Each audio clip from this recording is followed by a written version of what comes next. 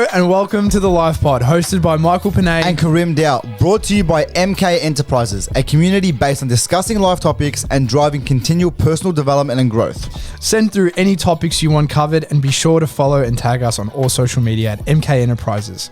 We hope you enjoy today's episode. Welcome to episode 2, everyone. We'd like to warmly welcome Leah Alhalabi from LJT Digital, and who has recently also acquired Cozy Cribs. Welcome, Leah. Thanks, boys. Leo, Thanks for having me on. I'm excited. Thank you for coming on today as our special guest. We've got some really hot stuff that we want to talk to you about as well, and touch on last week on the whole subject of failure. Failure. Yep.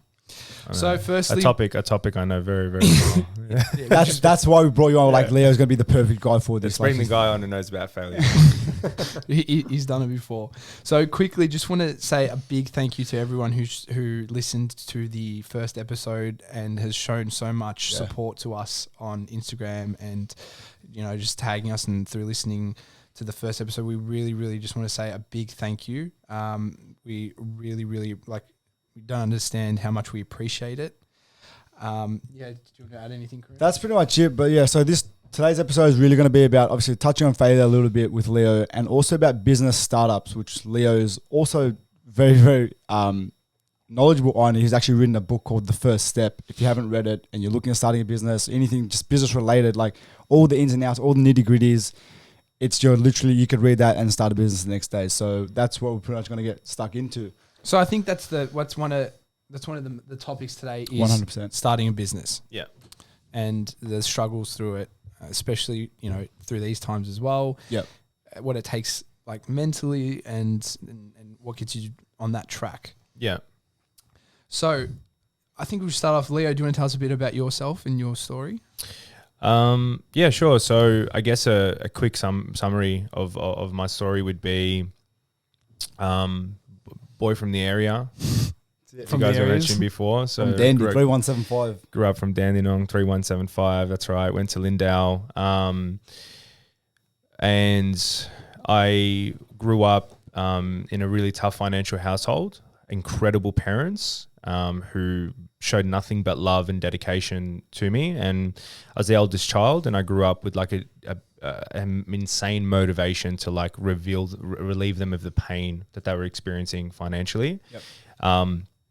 And so when I came of age, so as soon as I finished high school and I was going into university, that was probably at the peak of where I started becoming really aware of how bad things were for us. And so I started to really take on a lot of the pain that my parents were previously like shielding me from, even though I was aware for a long time. It's funny that you bring that up, because like we were watching back all the videos, and it's like when you're a child, you don't really realize, like as you say, like mom, dad, buy me this, and then the whole like $2 $5 notes thing. Your dad's like, this is what I have. Correct. Yeah. And then you sort of go, fuck. You don't know. Yeah, as a kid, like I said, like from a place of innocence, you have no idea how the world works. And exactly. Yeah, you're oblivious, like you don't know the severity. Yeah. I think I was around like family members who we're doing better than my family was, and cousins and stuff like that, and I'd see the new toys and the new the latest consoles and everything, and as a young kid you don't really know what's going on. You kind of know that you can't get this stuff, and then why it's like, Dad, why can't I have that? Yeah, exactly. Without knowing. And when I pushed Dad a little bit too far, it was when we had just came back from Syria.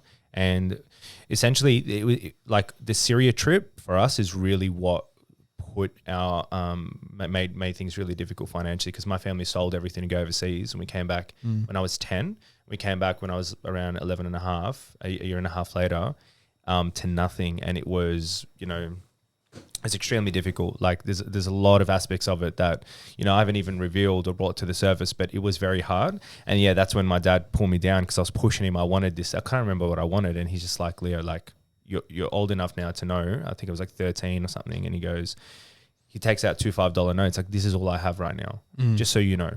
Like, and then from that day forward, I never asked for anything, and my focus turned into not what could I get, but how can I solve this? It was just a big motivation for me. So then, after 17, I went through a journey of, starting with how do I make money online, the innocent Google searches. I started an eBay business where I bought, $700 worth of iPhone cases. I was working, or literally all I had was like $750. Yep. So when was this? This is when I was like, just after high school, I would say.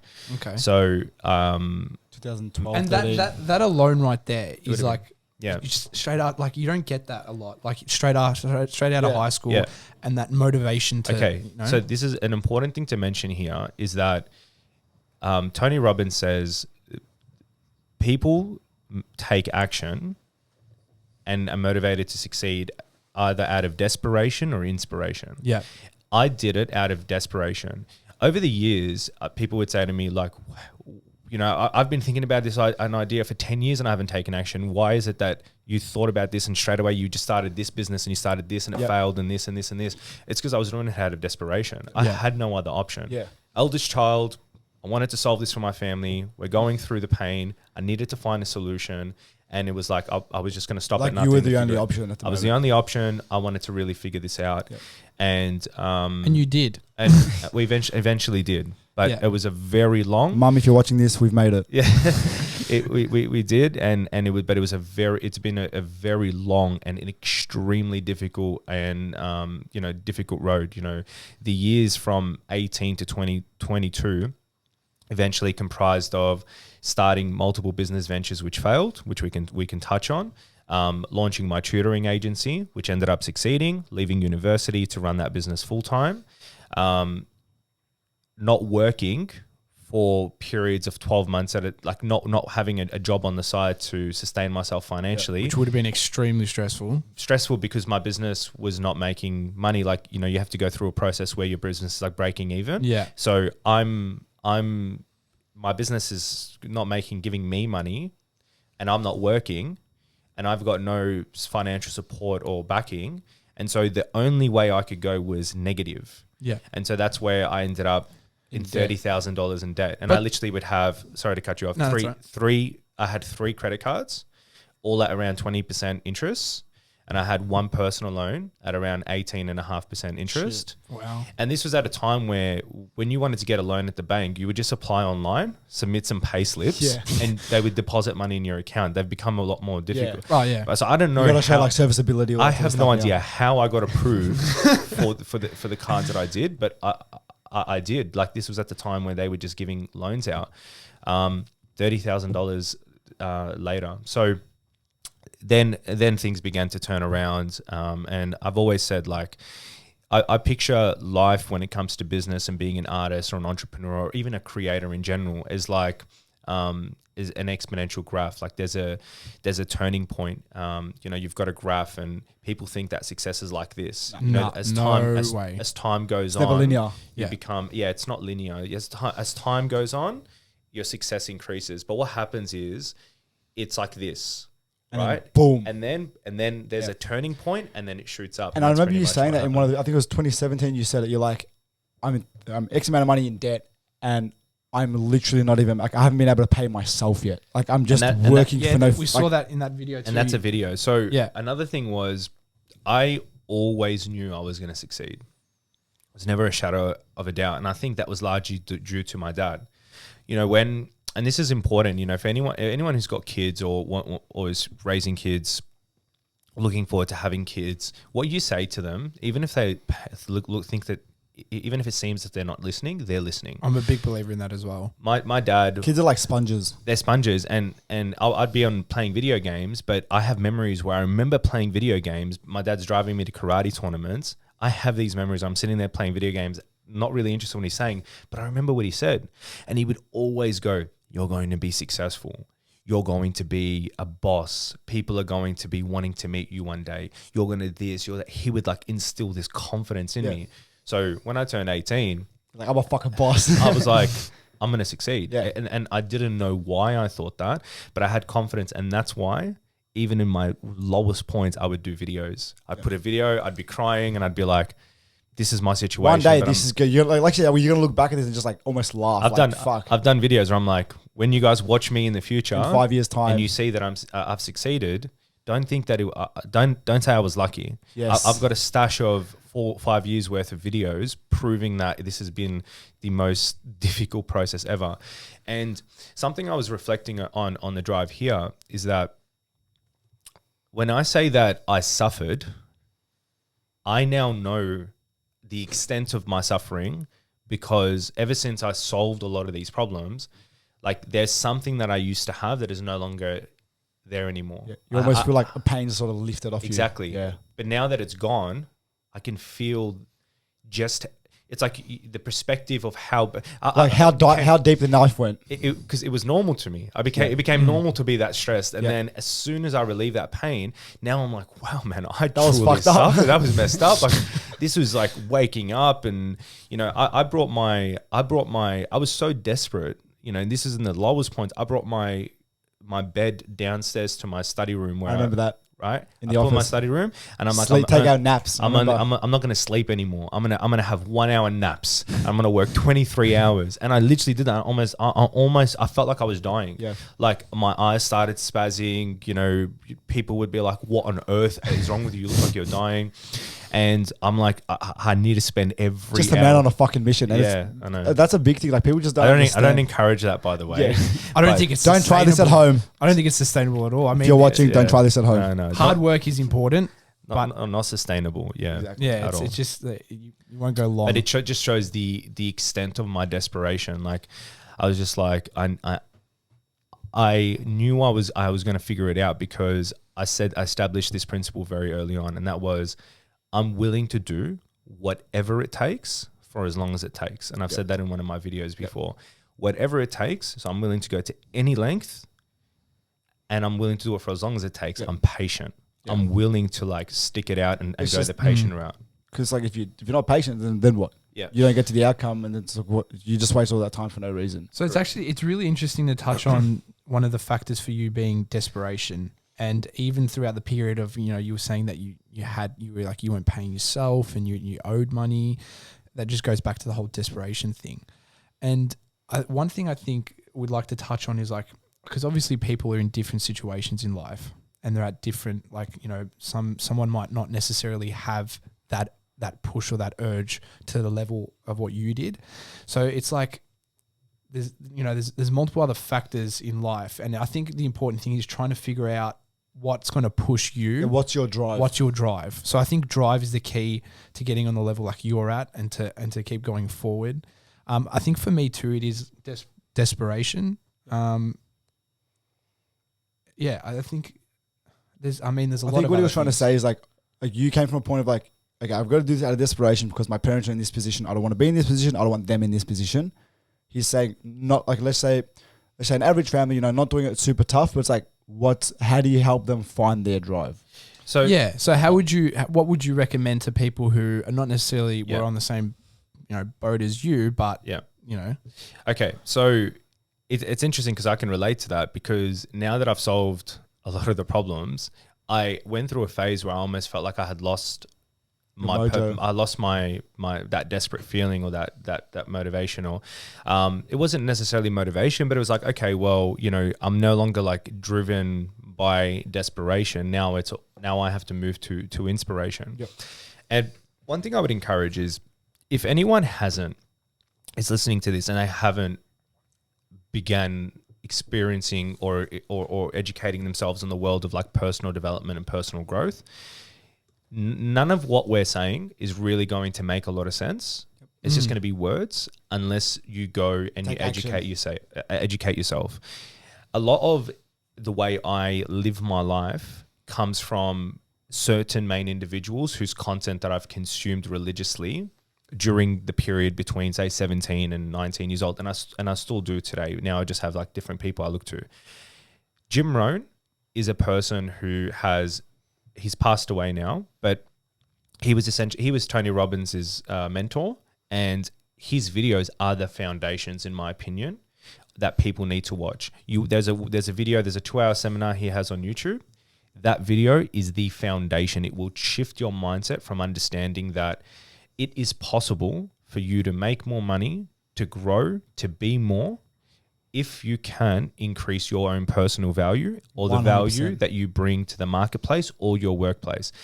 Then you move on to Tony Robbins, who takes that and expands on it even further. And then from Tony Robbins, you move on to people in specific paths. So if you want to learn about money, you can, read someone like Robert Kiyosaki. And if you want to learn about productivity, you can read someone like Tim Ferriss, The 4-Hour Workweek. But you need to go on this path to then understand the foundations of this. So ultimately, to answer the question, what do you do if you're in that situation where you're not driven by inspiration?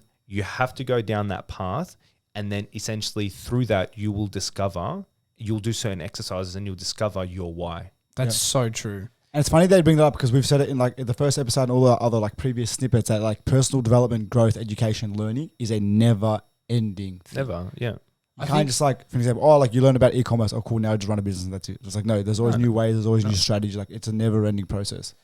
I'm thankful because I feel since like throughout my whole upbringing, I've had some sort of drive, and then like because there was this whole time and period of my life where it was weight for me. So I put on a lot of weight in high school. I'd broken my leg, and that got me into a mood. And then when I took that action to make myself happy through like working out and stuff like that, it causes a chain reaction, and you find that I'm happy in this now. Now, what else can I do to, be happy? And then I found out the whole, financial literacy thing. I started listening to Robert Kiyosaki as well because his book, Rich Dad, Poor Dad, like opened my eyes. I listened to it and it was like, whoa, I want that. Mm-hmm. And how do I go about that?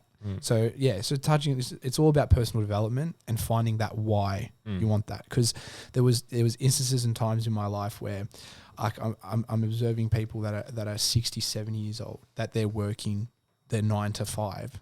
They've got no other option because they can't retire because they don't have the funds or anything like that. They can't travel. All these different elements that I sat there and I observed and I was like, whoa, I don't want that. I want to be able to, at the age of 50, 60, I want to be able at the age of 30 and 40 to tell my kids, yeah, we can afford to go on this holiday. We can do this. So what you've done is you've established clarity. Yeah. Now, Tony Robbins, he had someone at his seminar stand up and Tony Robbins said, what do you want from life? And he goes, I want to make more money. He's like, okay, here's $1. Now sit down. And the lesson of that is you be very specific what it is that you want, because more money is just one more dollar. And I agree. And the whole thing about like vision boards and stuff. That's correct. So when I went through like I said, I could sit here and be like, do A, B, C, and D, but I would rather go and explore these people because through them, you'll discover your purpose. Yep. Through Tony Robbins, establish clarity. I sat down and I wrote my journey until 25. And that's where I set the countdown. That's what got the ball rolling. I said, by 25 years old, I'm going to have this is what I want to do. This is the life I want to live. I put an M4 up on my vision board. 30 grand in debt, lowest time of my life, and I had it up on my vision board, and then I saw that dream come true. And I said to myself, I want to have a business. I used to sit there and visualize like I'm going to walk in to a big office space. I'm going to see a team working around me. I'm not going to be needed to work. See, when you establish clarity with what kind of life that you want to live, like the end goal, then you start to reverse engineer, and you start making really good decisions. So I was always a really good public speaker because when I was young and I would do karate, my sensei, my instructor would like have me at a young age run classes. So to me, speaking in front of a crowd wasn't a scary thing. I never understood why people got scared. Yeah. So I was a real confident public speaker. And so seeing Tony Robbins, I'm like, I want to be a motivational speaker, right? Then I realized, because after I established my clarity, the life of a motivational speaker is not what I want to live, because a motivational speaker has to travel around. But my dream life is having a family and being centered and grounded somewhere where I don't have to like leave my family to travel, right? So that I'm like, oh, well, motivational speaking is not that shit. I'm out. That's not my dream. I need to have a business, and this business has to not only make me a certain amount of money, I have to be in a position where it doesn't need me. I have to have time flexibility. I have to have location flexibility. So a business where I don't have to be there for it to run. Why don't you think I started a cafe or a restaurant or a gym or anything else? I started a business in the online space for that reason. Is that partially one of the reasons why you sort of moved away from the tutoring agency? No, the tutoring agency was a success story that ended up in a failure story, essentially. But it ended up in a success story because I ended up selling the domain for a nice chunk of money. his lights hanging down. They'd be hanging down. And you were saying that you had to do it every morning. Every morning, yeah. So I get in my car. As soon as I close the door, boom. And now you've got your dream car, yeah, which you've had in your head for obviously a very long time. And it's obviously more of a monument to you rather than a materialistic thing. Yeah. You said that it was your interview as like a milestone. So what does that milestone represent to you? Was it a monetary milestone? Was it like, it was just something that's been in my head since like I was a kid? Like, what was that milestone for you? For me, what my car represents is the beginning of a new life. That's what it represented to me. Fuck yes. You know, that's so important. That's pretty much what it represented to me. So, it was me finally going, I am now no longer the person I was, and I'm now moving into the person I've always wanted to be. It was like that was the turning point there like for a fire me. in my heart. You know, so it's not even about the car. Yeah. Like, you know, M4 isn't a Ferrari, it's not a Lambo, but to me, it's like, you know, I sold my Ford for $1,000 and I was getting haggled on it. Like the car was, that's what I was driving around. And that's when I already had businesses. I had a social profile. So when I was in my Ford, the reason why the M4 is so important to me is because of all the, you know, uncomfortable experiences I had in my Ford. So for example, you know, I would show up to events, for example, or I would show up to meetings, or I would show up to events. You're dressed in like a suit, and I'm dressing in a suit, and people are going, "Oh, this guy's has got a business," and then I would like try to park very far away, but for some reason, someone else decided to park. And or for example, like I remember this one time I went to Mint & Co, and I was with my cousins, and we were with some we were with these girls, but they were just friends. But there was nothing like cheeky going on. And Leo's not a fuckboy. No. Yeah, that's another story. I'm a good boy now for sure. So when we were talking about, so I was there, and then the girls were like, you know, we had finished, and we had just like, didn't really know them that well, it was three of them. And we had just been talking about like my business, and I'd written a book, and the girls were like, oh, wow, like that's amazing, right? And then, you know, Mint & Co has the alleyway. So we were like, all right, we're going to go, hey, you girls getting home? Like, oh, we're catching an Uber. And I had a massive conflict in my mind because I would never let anyone to catch an Uber, especially if I'm capable to take them. At the same time, I'm like, do not want to come with my car. I was like so insecure. And I mean, you could take a look and say the insecurity itself was an issue, but it just was that I'm self-aware. That was my kryptonite. And I didn't say anything, and then, you know, 5 minutes went by. I just couldn't do it. Like my principal overcame my insecurities, and I said, morals. No, girls, I'll take you home. And I'm just like, grab the sticky tape from the back seat. Bro, I went and got my car. Yeah. And they were all waiting outside. I pull up to Mint & Co where the alleyway was. It's like a red carpet as well, if nobody knows. Man, it's it is like the red carpet. Foyer. Literally, like that's where all the nice cars go, and they accelerate, and like it's where you go to look cool, right? But I'm sitting there, and for like 5 minutes, no one's noticed I'm there because I don't think they were expecting me to show up in this car.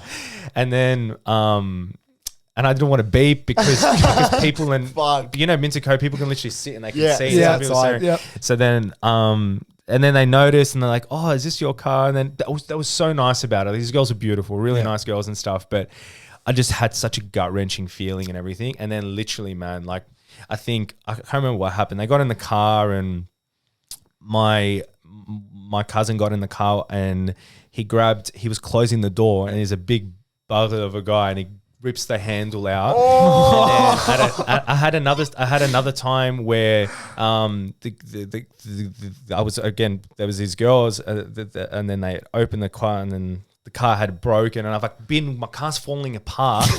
And all this is happening, and then the most embarrassing thing as well with the same girls, right? Same girls at night.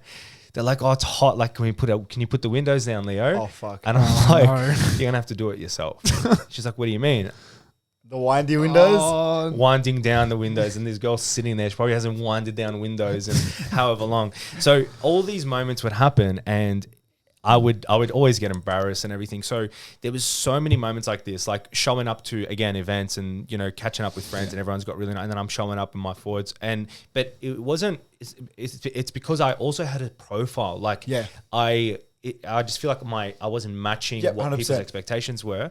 So I kept on going through that, and I always was like, one day I'm not going to go through this, and I would record videos, and it became a big deal for me. So when I got the car, it represented never ever feeling that way ever again. Yeah. And I haven't felt like that since that day. And every time I get in my car, it's like I've jumped into it from day one.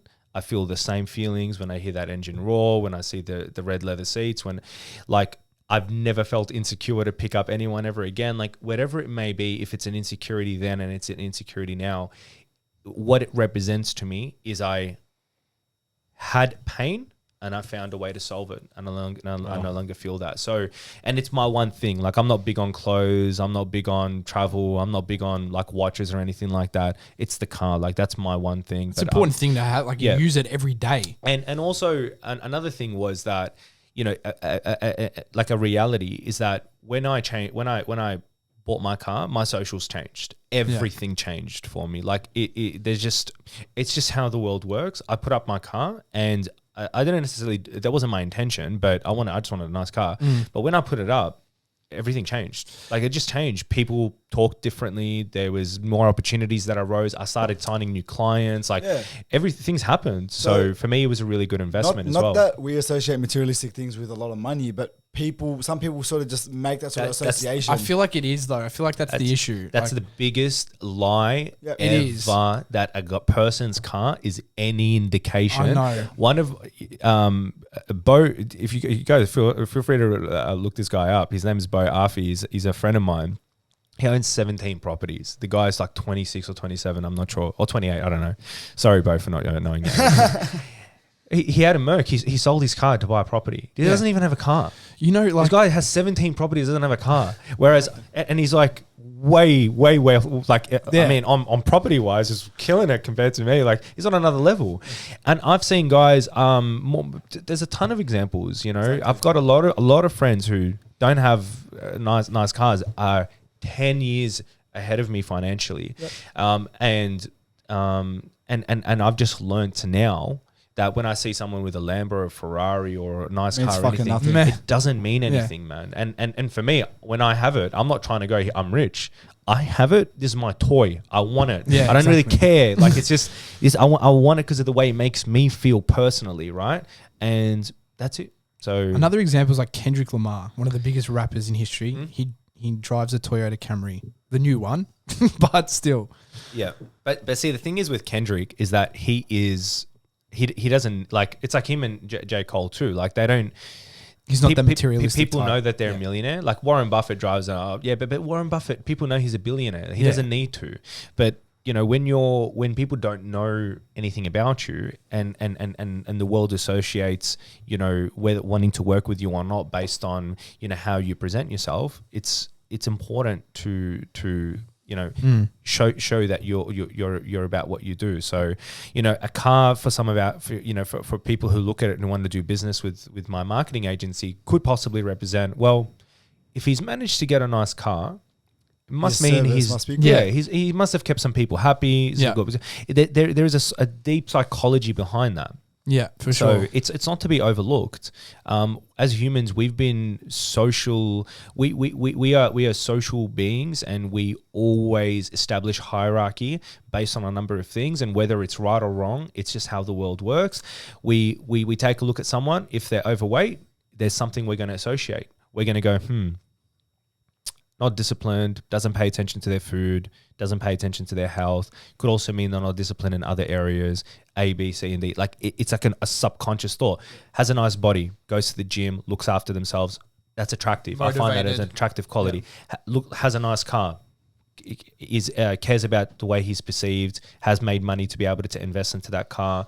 Okay, cool. Must be. And then it just like we measure people and we compare whether we like it or not. So that's just how the world works. Yeah. Just quickly, I want to touch on the whole startup thing and starting a business. Now, a question to you is: you went to university, that's correct, yeah? But you were studying engineering. So my question to you is: how did you absorb all of this knowledge about business and startup and systems and developing? Where did you gain that from? Because there's people out there that are probably in the same boat as you right now that wanted to start something new. Yeah. Sorry to cut you off. So wanted to start something new, but they're like, oh my God, it's like a lack of time management skills. And then they go, oh, how am I going to learn all this while I'm at uni? Or so they don't know the mechanisms that are involved on starting a business. So I guess my question to you is, how did you, at your very, very starting point, how did you move forward and start the business?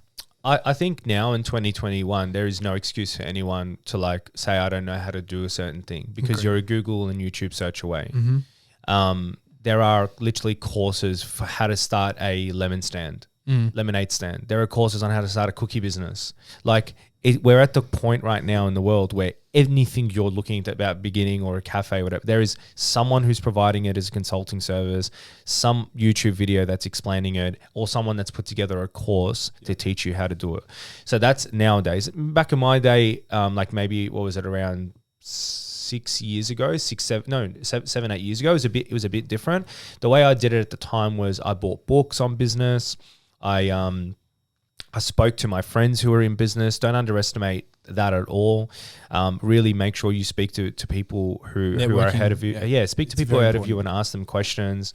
And I would just I would use Google, man. Like there's just no other way around it. But without a doubt, the way I've been able to, I guess, quickly move and start multiple ventures and eventually find my footing in one and go through my ups and downs and eventually come out on top is because of my willingness to always dive into the deep end. And the quote that made me make that shift between, sitting there and trying to plan and think too much about starting a business is, I heard a quote and it was, in order to be good at business, you have to be in business. Period. That was the quote, which means that the only way I'm going to get good at this thing is if I've involved it in it.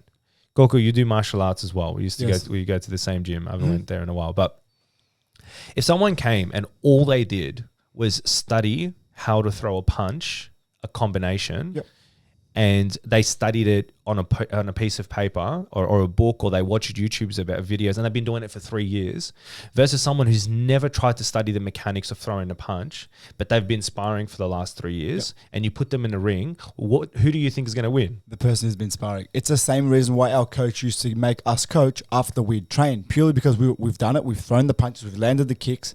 So like, if you can do something well, you can coach it well. You can coach it well, but on the other side, the example that I was using is the difference between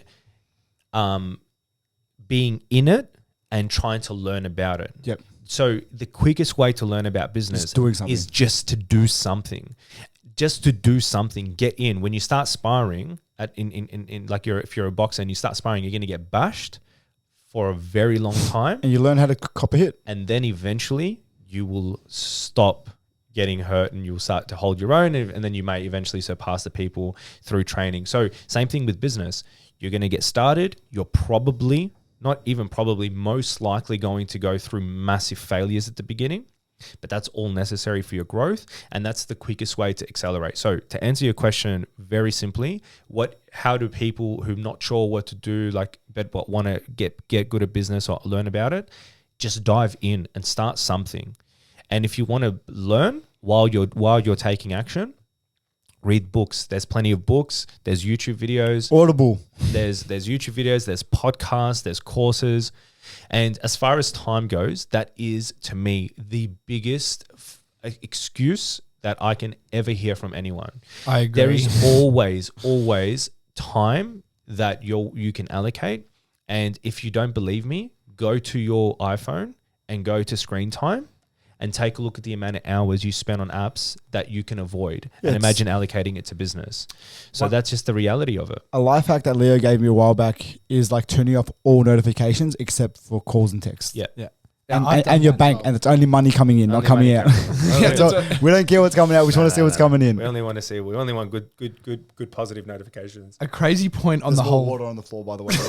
There's more water in the brick on the side. A crazy point on the whole phone thing, just quickly, is the fact like a few weeks ago, Krim and I calculated, right? We sent the average time people spend on their phones now is ridiculous. It's about 4 or 5 hours a day. and we sat down and we calculated the average lifespan in like Australia, Victoria. And then we worked 80-ish years, something like that. Yeah, and we worked it out that people throughout their life spend like 10 years of their time on a phone. And when you put that in perspective, like a decade of your life on a screen, that is like crazy.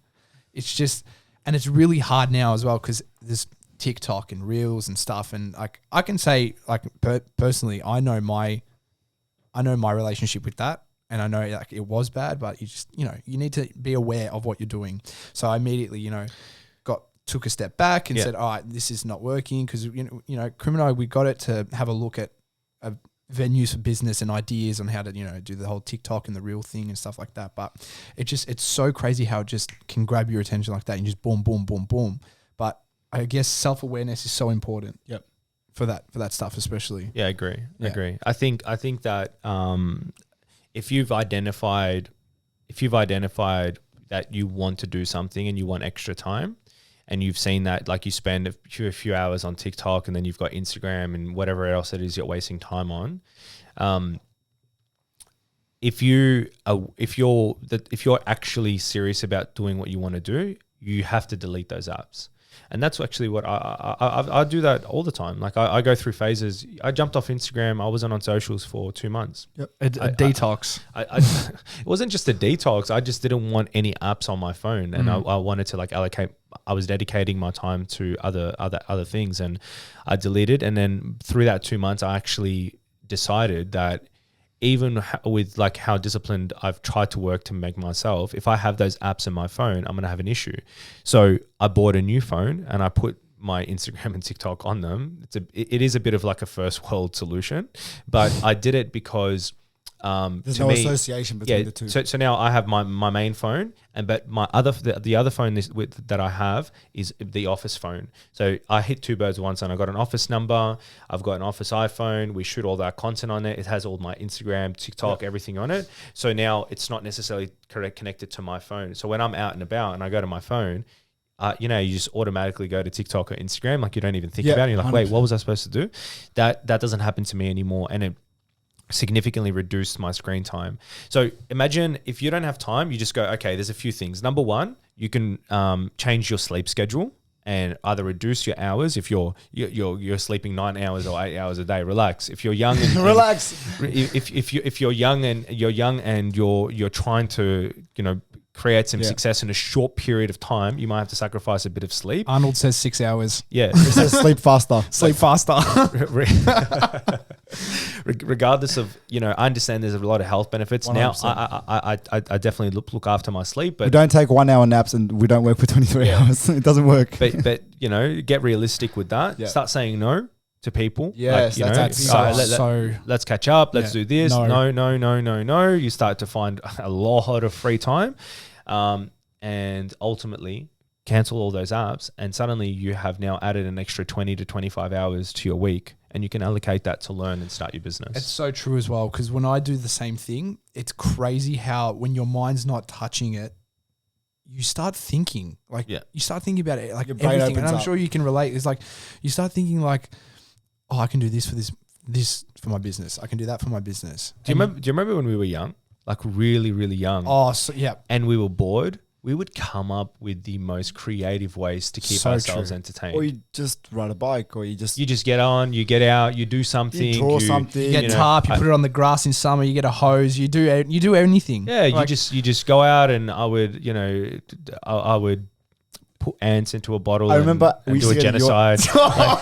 You would just do the most creative things. Now the thing is, our mind is still like that. If you lock everything else away. If you lock everything away, it's blocked. And you sit there and you've got nothing to do, and you refuse to go on your phone, your mind will find something to keep you entertained, and you'll end up doing something that's very productive, very fun, very and then you're like, wow, I didn't actually know I'd enjoy this. Like just going for a walk, or I don't know, like I've got a family. Spending more time with your kids, like you just find yourself more entertained. I just thought of a really old story, like you're talking about when we were young. Like I remember we used to go to your house when we were young, and you used to have this like metal slide in your backyard. Yeah. And we used to get in autumn, we used to get all the leaves, put them right in front of the slide, and just slide down, slide into as kids. bush of Those were the leaves. days. Now kids The are air on was iPads. fresher. and iPhones. One thing I wanted to quickly ask about in terms of the whole social media thing is, for example, especially for yourself or like myself, it's like 90% of the time I'm speaking to my client base on usually most of the time it's Instagram. Mm-hmm. So it's like, then what? Is it still the same thing? Or is it like just, trying to be more disciplined in terms of like, okay, cool, message the client, whatever, and then get off of it? So like, how do you sort of go about managing that? Do you mean as in? Okay, I get what you're saying. Look, you got to separate that's the answer. You have to separate client conversations from your social apps. Yeah. Okay. That is 100% the answer. You shouldn't be speaking to them through Instagram, because if you're speaking to them through Instagram, then you're going to go on Instagram and you're going to speak to them and then you're going to get distracted. WhatsApp's really good, I find. You've got WhatsApp, you've got ton of you got text message. I don't know what your and I'm trying to think about what kind of things you have got Slack as well. Like there's heaps now out and about. Yeah, definitely try to separate social media from like if you're having regular conversations with clients. Like my social media, people will message and be like, hey, I want to inquire to work with your, I've got an e-commerce brand, I want to inquire to work with your agency. But I sit there and have a quick conversation, but then we straight away move it to like an email or whatever. But whatever we can do to get off the apps, we'll do that. Yeah, I think that's really important as well. Yeah. Because you can just get distracted so easily these days. Yeah. So just to summarize the whole starting up a business thing, your approach would be just to jump straight into it. Jump in. Okay, so a few points. Number one, I understand that failure is literally part of the journey. So jump in and welcome failure and make sure you learn and you're paying attention to what works and what doesn't. Yep. Leverage Google, YouTube, Udemy, any place where you can get courses, read the books, establish a personal growth mindset, learn from the greatest teachers like Jim Rohn, Tony Robbins, and etc. Learn from those people and just make sure when you're learning, you're executing as well. You're not just doing a whole bunch of learning, like the example from that person who's just learning about how to throw a punch. You got to get in the ring. It becomes analysis paralysis. Correct. So you're learning too much and you're not even taking action because you're just so stuck in the amount of information. That's the thing about like business courses at university. Like, you're going to sit there and learn about business in 3 years. If someone's been running a business for 3 years, they're already much. There's like, so I know how to deal with my employee. If they do this, I have to follow A, B, and C. Or, this is how I sit there and I speak to my client. If they, that's theory. The reality is a whole different story. You need to build. Did you have any plans in place, like a business plan or a strategy? Or not really. Like, I'm not a big fan of spending too much time in the business plan phase, because when someone spends like 6 months trying to write a business plan and they're not a seasoned entrepreneur, if they're a seasoned business owner, that's a different story. Because if you're seasoned, this is your 4th or 5th business, you've already been, and you're trying to do a business plan for another purpose, like raising capital, raising money, going to the bank, whatever it is, going to, venture capitalists, that's a different story, right? But if it's one of your first businesses, right? And you're just starting out, you don't want to be sitting there and trying to, predict what the next 6 months are going to look like, because you've got no idea. So don't spend so much time on your business plan. Write out roughly what it is that you want to try and accomplish, and then just get the ball rolling as quick as you can.